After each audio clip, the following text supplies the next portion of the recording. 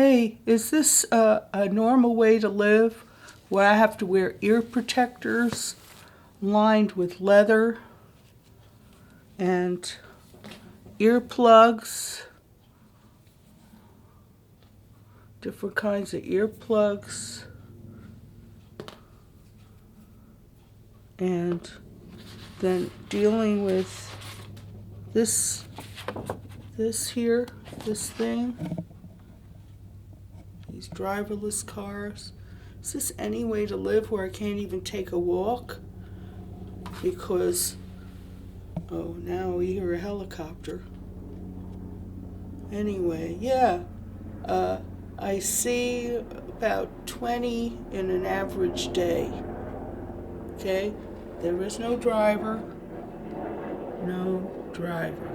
No driver. No driver. There's no driver. It goes 45 miles an hour at least, and it has a laser on top, and it spins, and there's a magnetron on the bottom.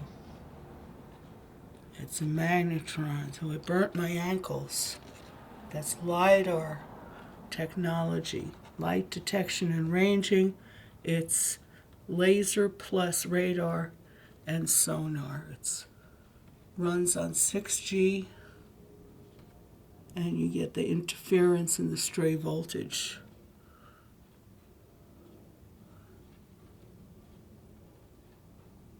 It's hackable remote control. It could be programmed to bump into somebody. All right. So anyway, let's see where I'm at here with this blue light coming in. And people walking their dogs, they don't know that this is. I told one neighbor, he says, I'll wait for a consensus. And the next day, Julian Gresser had a video on consensus trance and collective blindness. I couldn't believe it, that somebody who walks their dogs and is now warned about a magnetron and burnt ankles. I was so glad I found Julian Gresser's video on consensus trance and collective blindness, where you